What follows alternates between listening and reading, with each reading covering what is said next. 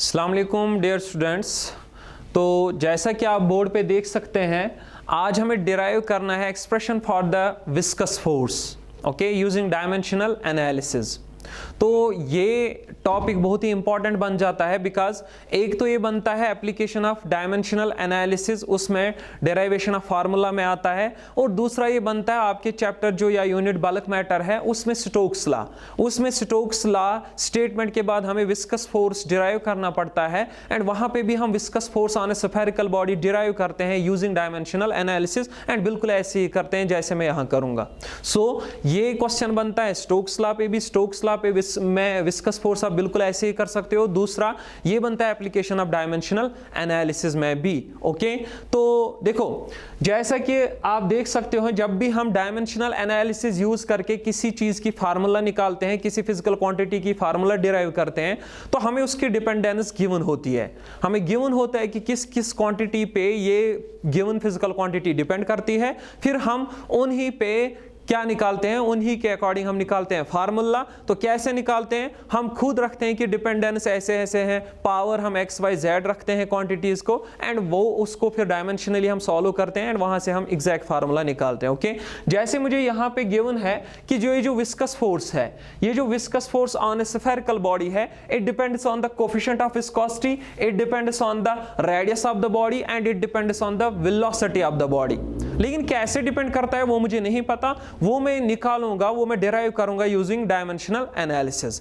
तो इसमें हमारा सबसे फर्स्ट क्या होता है, सबसे पहले हम क्या करते हैं, सबसे पहले हम लिखते हैं कि कोई लेट जो डिपेंडेंस है ये हम खुद एज्यूम करते हैं कि ये ऐसे ऐसे वेरी करता है। ओके, फॉर एग्जांपल मैं लिखूंगा लेट F, ये जो विस्कस फोर्स है, it depends on coefficient of viscosity as this and it depends on radius as this and it depends on velocity as this.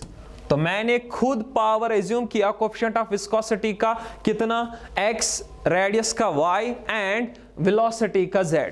तो उसके बाद हमारा नेक्स्ट स्टेप क्या होता है, हम इस प्रोपोर्शनैलिटी साइन को हटाते हैं और यहां पे हम कांस्टेंट लिखते हैं, यहां पे एटा power x, r power y and v power z।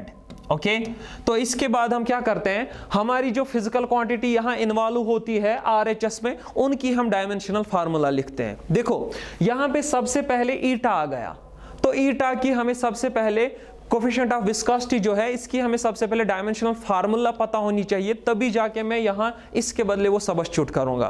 तो डायमेंशनल फार्मूला हम कैसे निकालते हैं, देखो यहां पे आपको गोटा याद रखने की जरूरत नहीं है। आपको पता है जब भी आपको किसी क्वांटिटी की डायमेंशनल फार्मूला चाहिए होती है, आपको कोई उसकी रिलेशन पता होनी चाहिए जहां से आप निकाल सकते हो। ओके, जैसे मुझे पता है कोफिशिएंट, देखो मैं यहां पे पहले निकालूंगा, मुझे फोर्स की रिलेशन, विस्कस फोर्स की मुझे एक रिलेशन पता है, ये एटा ए dv बाई dx। ओके, देखो ये मुझे इस विस्कस फोर्स की रिलेशन पता है, तो मैं इस रिलेशन को यूज करके कोफिशिएंट ऑफ विस्कोसिटी के डायमेंशंस निकाल सकता हूं। ओके, देखो ये आएगा force into dx divided by a into dv is equal to what, coefficient of viscosity eta. तो dimensional formula force is mlt inverse 2, dimensional formula dx, ये लेंथ है तो इसकी dimensional formula l, area length square and velocity lt inverse 1। तो देखो यहां l square और ये l और ये l कट होगा, देखो यहां पे बचेगा m, ये l ऊपर जाएगा, ये बनेगा l इनवर्स t माइनस 2, ये t प्लस 1 बन जाएगा, t power minus 2 into T power plus 1, वो आएगा t power minus 1। That means ये बनेगा dimensional formula of coefficient of viscosity, क्या, ml inverse t inverse 1। I repeat, ml inverse t inverse 1। तो जब भी आपको किसी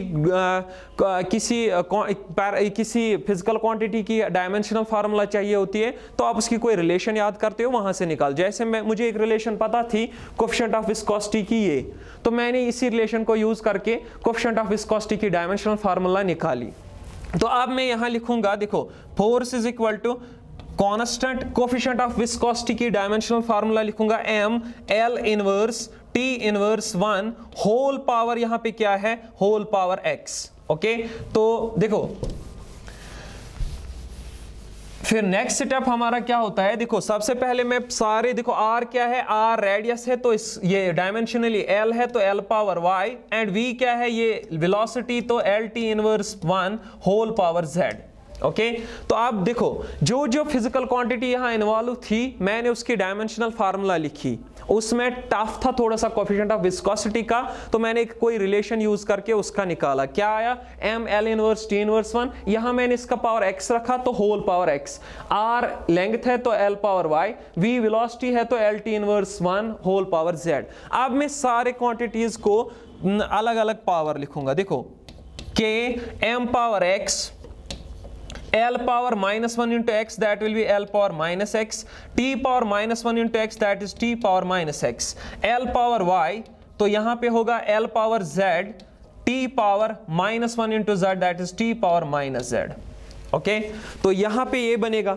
इसके बाद मेरा नेक्स्ट स्टेप क्या होता है, देखो यहां m l t इनको मैं ऐड करूंगा और इनको एक साथ लिखूंगा, so I will write f is equal to k, देखो m का दूसरा नहीं है तो I will write m power x, देखो this is l power minus x, l power y and l power z, तो basis same powers are added तो इसको बनेगा l पावर माइनस x और ये l पावर y तो यहां आएगा प्लस y एंड यहां l पावर z तो यहां आएगा प्लस z, और t power minus x, t power minus z तो मैं लिखूंगा t power minus x minus z।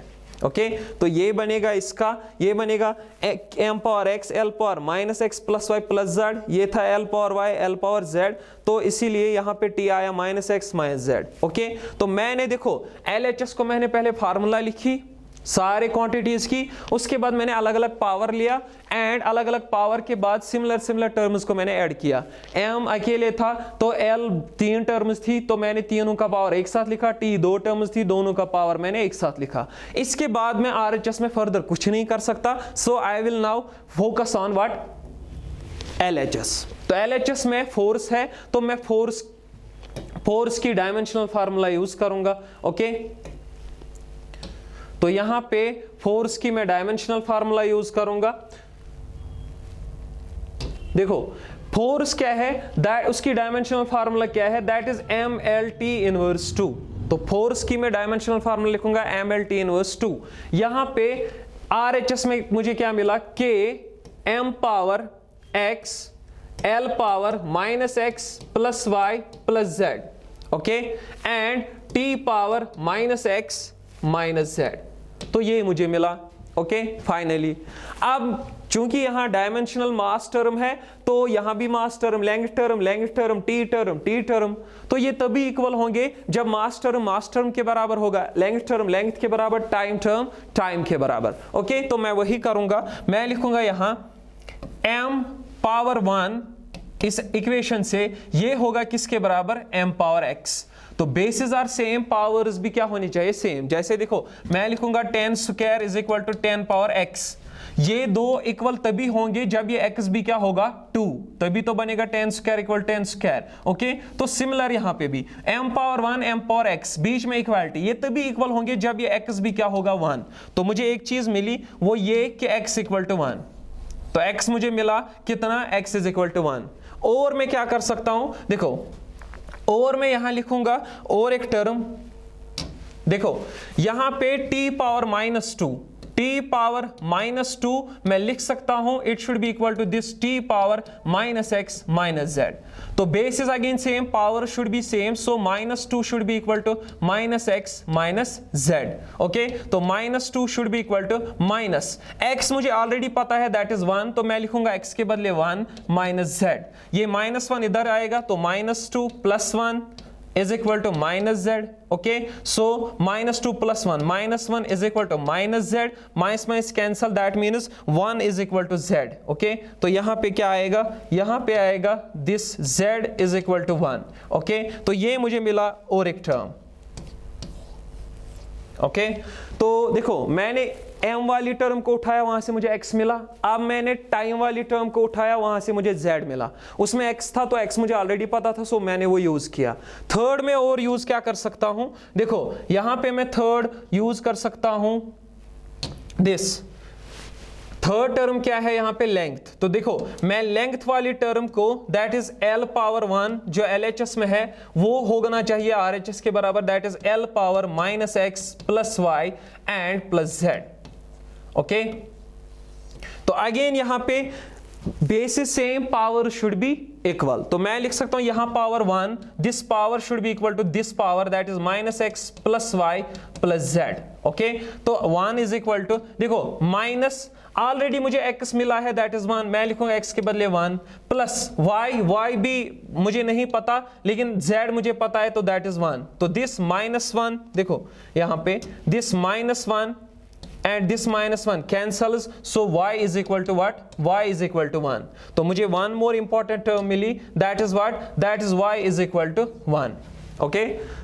तो मैंने डायमेंशनल एनालिसिस, मैंने LHS और RHS के डायमेंशंस इक्वल कर दिए, तो वहां से मुझे मिला x किसके बराबर है, x equal to 1, z equal to 1, y equal to 1। Okay, तो अब मैं क्या करूंगा, देखो यहां पे मैं इसको नाम रखूंगा इक्वेशन फर्स्ट। ओके ओके, तो यहां पे इक्वेशन फर्स्ट में मैं वापस करूंगा अब substitute x, y and z। Okay, तो मैं लिखूंगा next step,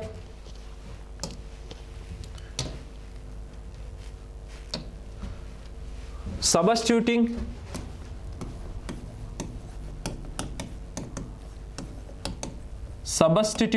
x, y, z in equation first. तो मुझे क्या मिलेगा, f is equal to constant times eta, देखो ईटा पावर x था तो ईटा पावर 1, तो r y v z। Okay,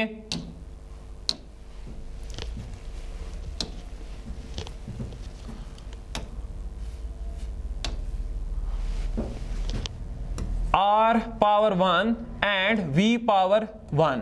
okay, तो देखो मेरी इक्वेशन फर्स्ट थी eta power x, r power y and v power z। तो x y z तीनों मुझे 1 1 मिले, तो दैट मीन्स मुझे इक्वेशन ये मिली, f is equal to k eta r v।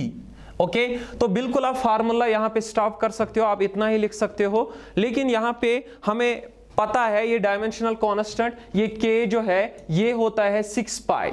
सो मैं लिख सकता हूं this force is equal to what, ये हो आएगा k के बदले 6 pi eta are v. So this is the formula जो मुझे मिली। ओके, तो मुझे देखो मुझे वहां से गिवन इतना ही था कि viscous force on a spherical body depends on coefficient of viscosity, it depends on radius of the spherical body and it depends on the velocity of the body. तो मैंने डायमेंशनल एनालिसिस यूज की, तो मुझे वहां से exact relation मिली कि F is equal to k times eta are V. तो k होता है 6 पाई, सो मुझे एग्जैक्ट फार्मूला मिली 6 पाई ईटा आर वी। तो बिल्कुल आपको ऐसे ही डिराइव करना है डायमेंशनल एनालिसिस पे। अगर ये क्वेश्चन आएगा कि derive the formula for this viscous force on a spherical body, वहां गिवन होगा it depends on coefficient of viscosity, radius of the body and velocity of the body. यह आपको आएगा स्टोक्स लॉ में। स्टोक्स लॉ में पूछा जा सकता है derive the formula for the viscous force on a spherical body, तो वहां पे भी बिल्कुल ऐसी डायमेंशनल एनालिसिस यूज करके डिराइव करनी है। ओके, तो होप आपको ये स्टेप वाइज अप्रोच अच्छे से एब्जॉर्ब हुआ होगा, बिल्कुल इजी है। ओके, तो थैंक्स।